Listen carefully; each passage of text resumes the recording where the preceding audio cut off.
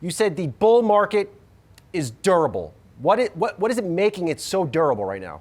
Well, you hit the nail on the head when in your opening statement, right? It's broadening out, right? We have tech, which is actually underperforming, yet we got industrials, you got SMID, you got transports, you got the equal weight S&P, all making new highs while technology is just digesting, right? It's not falling apart, but it's just kind of catching up with itself. And so money's looking for investors are looking for opportunities in different sectors, and you can see it happening across the board. Now, I highlighted some of those sectors, the best performing ones, and I understand we're only a week and a half into the year, but you can already see industrials, basic materials, financials, and healthcare all outperforming the rest of the market. And I think that's good, right? It suggests signs of a healthier market, not in a market where investors are running out the door because they're nervous. Kenny, you think we're seeing lost in the sauce? And I think you touched a little bit about it in your note this morning, that we are seeing AI fatigue. We know all these stories. We know NVIDIA is going to crush it. We know Microsoft's going to report in a few weeks. Their earnings growth, double digits. They're doing great. There's no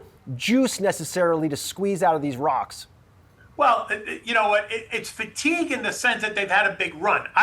To your point, the story's not over. But look, we're in the middle of Consumer Electronics Week this whole week, and you hear it every day when you turn on the news. What's going on? You turn on the cable stations, whether it's Yahoo, whether it's Fox, whether it's CNBC. You're hearing all about what's going on out there in the Consumer Electronics Show, and it is nothing but exciting everywhere you look. So I think the AI story is just catching up with itself. I think it's going to start to once it's all settles down a little bit and it kind of digests, then we're going to start to see it take the lead again. And as I love what Kenny's talking about broadening of the rally, and you and I were talking about that throughout December. It's good to see that moment is happening now, that people are remembering there are 493 stocks, other stocks in the S&P 500.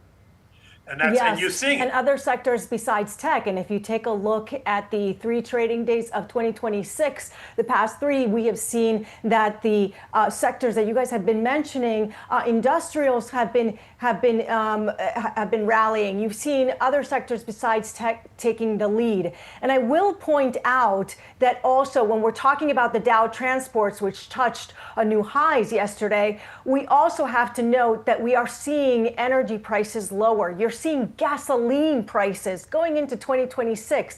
They are at their lowest level since March 2021.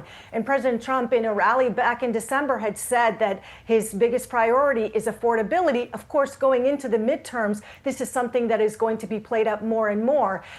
These energy prices, gasoline prices, jet fuel prices lower, and this is going to be a tailwind for the economy as well.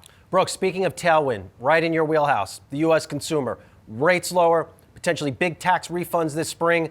I cannot wait to hear from some of these early consumer reporters, whether it's Starbucks or restaurants in a few weeks. I think they're going to shout all these things out as potential catalysts for earnings. And we're even hearing some positive reactions from the street right now. Oppenheimer upgrading McDonald's this morning based off exactly what you said. There's hope out there that this low-income consumer has increasingly been under pressure because of affordability. Will have some sort of stabilization as we move into 2026. I know I mentioned it before, but instead of that K-shaped economy, analysts on the street, experts telling me that maybe we're in more of an alligator-shaped economy. You're still in that alligator economy call out, Brooke. I loved it, Brian. I mean, the bottom of the K maybe moving up just a little bit, that low-income consumer getting some boost from these tax returns, and that was largely what Oppenheimer said within this note. Could these further tax refunds really fuel that low-income, middle-income consumer to return to some of the spending that they haven't done in quite some time? They also cited within that note that McDonald's could also see a return because of the fact that there's this regained momentum about what they're doing about value and finding the right price point to get these consumers within the door. And that's not only the hope for McDonald's, but also fast casual players as well, like Chipotle and Cava. Kenny, let me get back to you. I will not, if you want to comment on the alligator economy, you're more than welcome to. But like, what could go wrong this month? I want to make one comment about what you said. Lower rates, the Fed's going to cut rates. Don't expect Bloomies and Saks and the rest of them to lower their credit card rates. They don't. So the consumer is not going to get any help. That's just messed up, Kenny. That's messed up, man. Tax refunds. Right? They may get help with tax refunds, but you don't think Bloomies is going to jump in and help anybody out. Now, that being said, what could go wrong? Well, there could be a lot of things go wrong, right? You could get an earnings season, which is expected to be fairly robust. That's going to start next week on Tuesday with the big banks, and the banks are supposed to be having strong earnings. That's the expectation. But if we start to see any sense of weakness or any kind of cautious guidance going forward, that could start, a little bit of a pullback, right? That could go wrong. You could get, more commentary out of the Fed. I saw Stevie Mirren on Fox yesterday telling Maria Bartiromo that we got to cut rates by another 100 basis points. I'm sitting there thinking, what is this guy looking at? The economic data does not demand that. Yet, the market, they keep talking the market into it. So if you start to get pushback that maybe they're not going to cut rates, and trust me, I don't think they're cutting in January, and I don't think they're cutting in March. And I think the market knows that. But if they start getting a hint that they're not going to cut in May, then that could also disrupt it. And the third thing is going to be the midterm elections. Look, the whole House is up for grabs, right? 435 seats is up for grabs. And so there's going to be a lot of new names on the podium there. Where do they stand? Are they left? Are they right? Are they medium? What does that mean for policy? And so that could cause some short-term chaos. Well, Kenny, that brings me to another point. Is the market pricing in a big year for the Federal Reserve? More rate cuts, new Dove as Fed chair. We're going to cut rates. We're going to get more consumer spending. The Dow's going to go hit 60,000.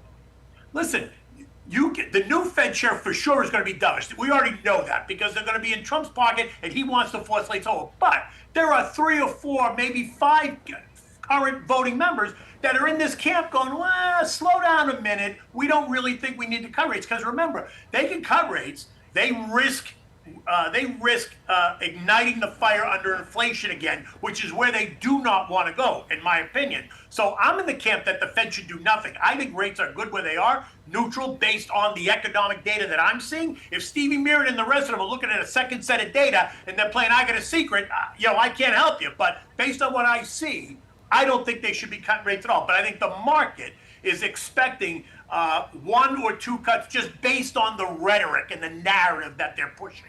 And Inez, as we're watching stocks move up and to the right, Bitcoin is finally getting some love again. Yes, Bitcoin has been seeing a bounce, and strategists are expecting that you would see a bounce this month. You had 3 straight months of losses, so that sets Bitcoin up for a nice bounce into this month.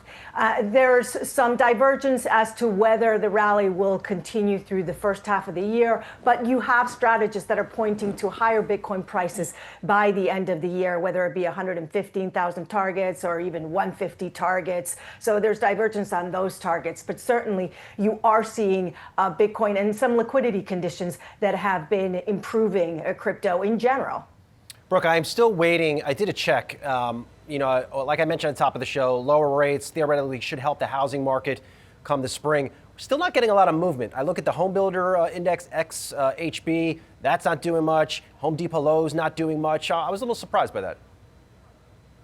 Brian, to be quite frank, I think that this catalyst that everyone's been waiting for within this home improvement retailer, home builders sector just hasn't quite hit yet. And now, as I mentioned before on the show, is that now the rhetoric is sort of changing. Instead of these consumers or Americans moving out of their homes, maybe, increasing size, now the name of the game is renovations. Could lower interest rates push consumers to take on loans to ultimately build their house into what they want it to be instead of taking on that 6% mortgage rate after they've had 3% for a number of years. And that's what Lowe's CEO told me earlier, or rather last year. We also heard similar rhetoric from Home Depot. And I think that catalyst that everyone has been waiting for, now maybe it's a turn of the tide here. Maybe now Americans are just thinking differently about how they're going to take on this housing market. I mean, even the conversation that we had before, this is going to be a key issue heading into the midterm elections, affordability around the housing market and what exact candidates